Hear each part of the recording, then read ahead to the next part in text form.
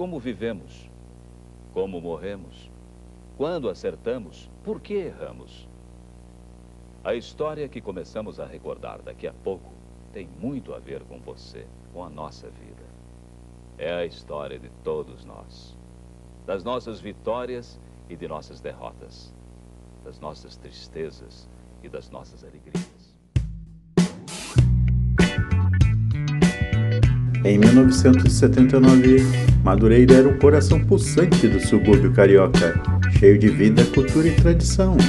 As ruas movimentadas, com o comércio local prosperando e atraindo moradores de bairros vizinhos. O famoso Mercadão de Madureira era um ponto de referência, onde as pessoas compravam de tudo, desde alimentos frescos até artigos de umbanda e candomblé. O transporte era garantido pelos trens da Central do Brasil e os ônibus coletivos, que conectavam o bairro ao restante da cidade. As estações estavam sempre movimentadas, especialmente nas primeiras horas da manhã e no fim da tarde, quando os trabalhadores se dirigiam ao centro do Rio ou voltavam para casa. Já era grande e movimentado os ambulantes vendedores de rua nessa época.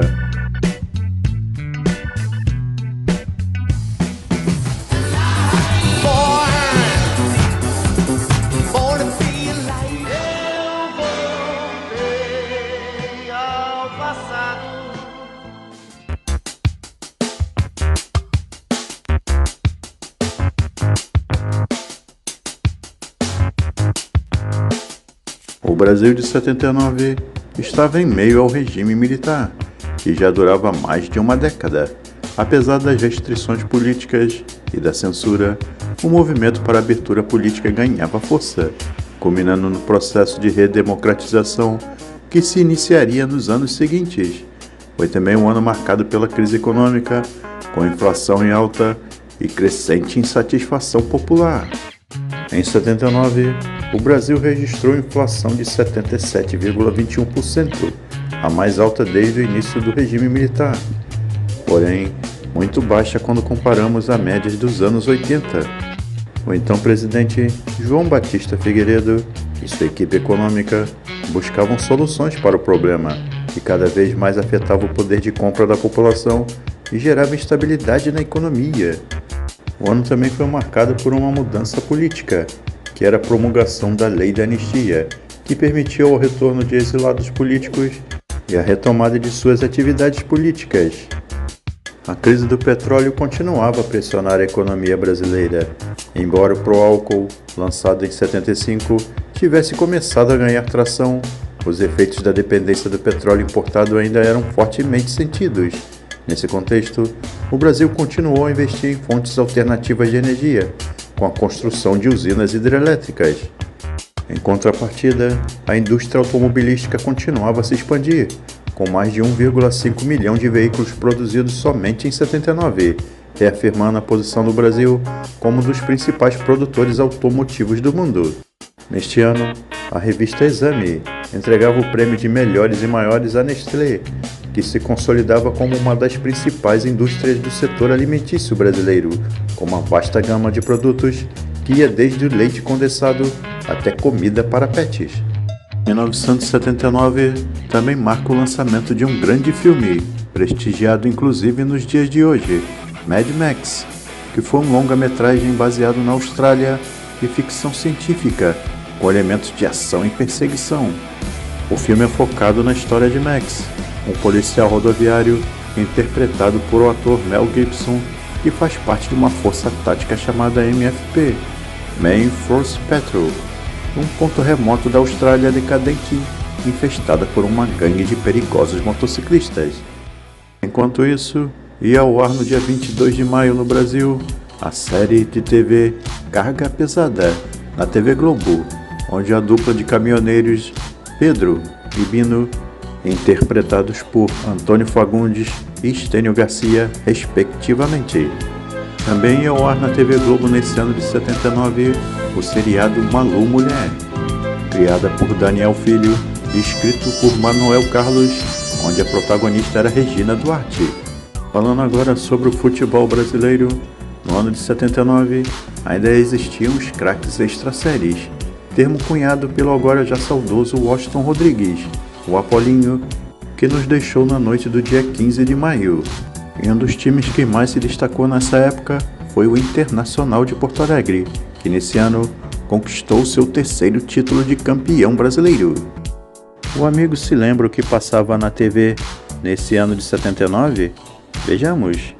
Às 8h45 da manhã, passava o Sítio do Pica-Pau Amarelo. Às 18 horas ia ao ar da novela Cabocla. Às 19 horas, Feijão Maravilha. Às 19h50, o Jornal Nacional. E às 20h15, a novela Pai Herói. E o seriado Bareta e Kojak passavam de madrugada.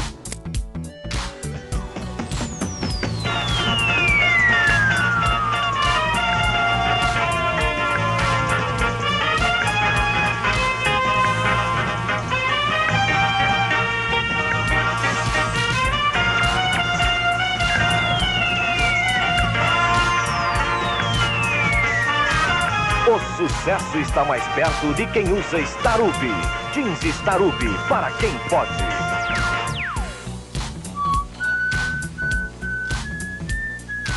Esta é a nova lâmina de barbear Persona. Suave como uma carícia. Persona deixa o rosto macio e aveludado.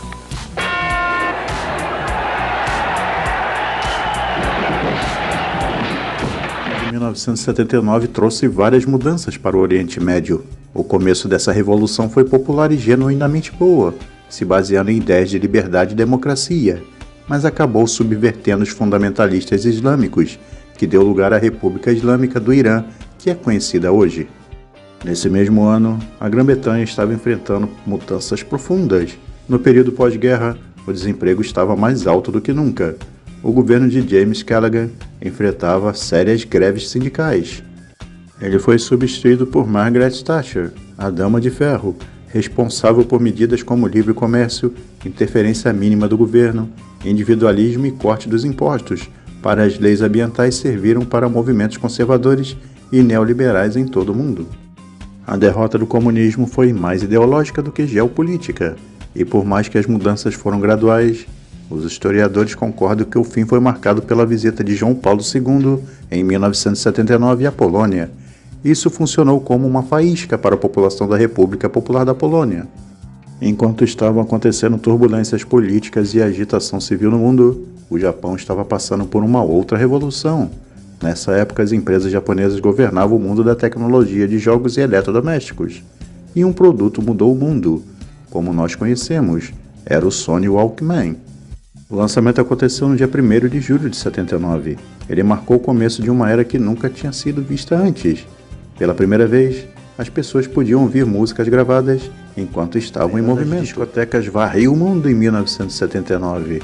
Em algumas áreas, praticamente todo tipo de lugar que se possa imaginar estava sendo transformado em discoteca nos Estados Unidos. E são muitos que correram para lucrar com isso. No Brasil não era diferente. Várias discotecas lendárias foram criadas aqui e virou até tema de novela, como Dancing Days. E tudo isso em decorrência do estrondoso sucesso do filme Os Empalos de Sábado à Noite, Saturday Night Fevers, que teve origem nos Estados Unidos e se alastrou pelo mundo inteiro. E agora vamos aos carros que mais se destacaram no ano de 1979 no Brasil. Em 1979, surgia a versão 4 portas do Chevette, do mesmo tamanho da versão de 2 portas, mas não teve sucesso. No entanto, o modelo continuou a ser produzido, mas apenas para exportação. Ainda nesse ano, a Chevrolet lançava o Jeans, uma nova versão do Chevette, cujo tecido interno imitava o jeans, que era a febre dos jovens na época. Em janeiro de 1979, a Volkswagen alemã comprou 67% das ações da Chrysler brasileira. Em novembro de 1980, assumiu completamente o controle da marca. Esse era o fim da Chrysler. Em agosto de 79 foram embarcadas as primeiras 50 unidades para o Chile. Além do Corcel 2, a Ford exportava nessa época caminhões e utilitários para diversos países da América Latina e do Caribe, além de motores e peças automotivas e componentes eletrônicos da marca Philco. Lançado em 79, o Fiat 147 a álcool foi o pioneiro por ser o primeiro carro a usar álcool no motor. O modelo esteve em teste durante 3 anos antes de ser lançado. O motor era um 1.3 com 60 cavalos e o painel era o mesmo da versão Rally, e as rodas também vieram do modelo esportivo. Na Volkswagen, a principal novidade da linha Brasília em 79 foi a luxuosa versão LS, que trazia muitas diferenças e novidades.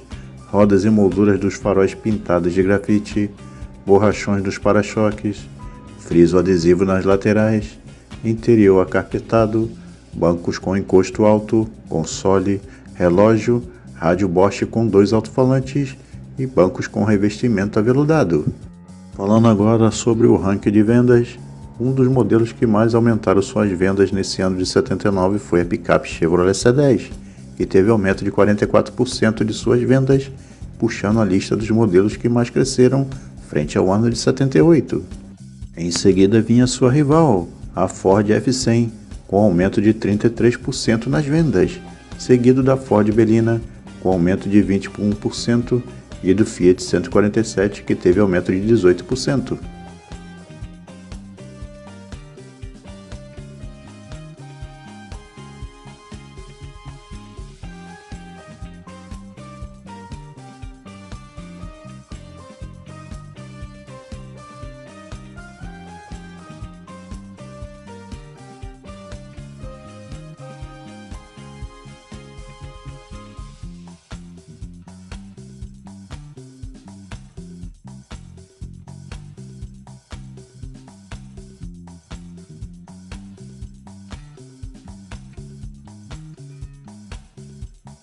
Agradecemos aos gentis amigos que assistiram até aqui nosso vídeo e pedimos que não se esqueçam de curtir e compartilhar. E se ainda não for inscrito no nosso canal, se inscreva. E até o próximo vídeo, pessoal.